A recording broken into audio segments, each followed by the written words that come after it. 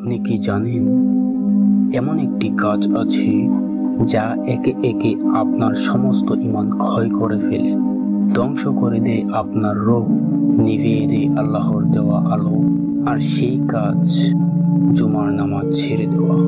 হ্যাঁ, আপনি নামাজ ছেড়ে যাচ্ছেন, কিন্তু আপনি জানেন না প্রতিটি জুমা আপনি হারাচ্ছেন। হয়তো আপনার জান্নাতের টিকিট আপনি নিজেই হারাচ্ছেন, হয়তো আপনার জান্নাতের টিকিট আপনি নিজেই ছিঁড়ে ফেলছেন। রাসূল সাল্লাল্লাহু আলাইহি ওয়াসাল্লাম বলেন, যে তিনটি জুমা ইচ্ছাকৃতভাবে ছেড়ে দেয়, আল্লাহ তার অন্তরে মোহর বসিয়ে দেন। মোহর মানে কি জানেন? একবার সেই মোহর বসে গেলে আপনি আর কোরআনের আয়াত শুনেও কাঁদবেন না, নামাজের কথা শুনলেও টের পাবেন না, মৃত্যু কাছাকাছি চলে এলেও আপনি থাকবেন নরমাল।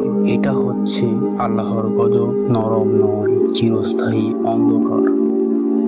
আপনি তখন জানেন না যে আপনি মরে গেছেন, কিন্তু অন্তরের দিক থেকে। আপনি কি জানেন যারা আল্লাহর ডাকে সাড়া দেয় না, যারা জুমার নামাজকে হলিডে মনে করে, তাদের জন্য কোরআনে কি অপেক্ষা করছে? যারা নামাজ অবহেলা করে তাদের জন্য ওয়াইল নামক একটি ভয়াবহ জাহান্নাম। ওয়াইল এমন একটি গর্ত যার গভীরতা 70 বছরের পথ, আগুনে ভরা, আগুনে পুড়ে আবার গঠিত হয়। আপনি কি সেই গর্তের দিকে যাচ্ছেন? আপনি যদি আজ জুমা মিস করেন, আপনি জানেন না আপনার মৃত্যু কি আগামী বৃহস্পতিবারেই। কবর পেশ করবে অন্ধকার, ফেরেশতা প্রশ্ন করবে, কে তোমার রব? আর আপনি যদি জীবনে আল্লাহর ডাকে সাড়া না দিয়ে থাকেন, আপনার জবাব হবে না। মুখ বন্ধ, কবরের কোনো অন্ধকারে ঘিরে ফেলবে সব শব্দ। ভাই, আপনি এখনো বেঁচে আছেন, এই ভিডিও আপনি দেখতে পাচ্ছেন, মানে আল্লাহ এখনো চান আপনি ফিরে আসুন।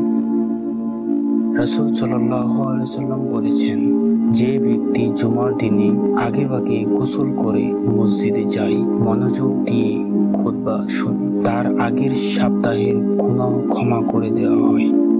আপনি চাইলে এখনই ফিরে আসতে পারেন, এখন, নইলে হয়তো সামনে আর কোনো জুমা আপনি পাবেন না। চলেন আজ একটা প্রতিজ্ঞা করি, আর কোনো জুমা বাদ দেব না, ফোন অফ করব, কাজ বাদ দেব, কিন্তু আল্লাহর করে যাব।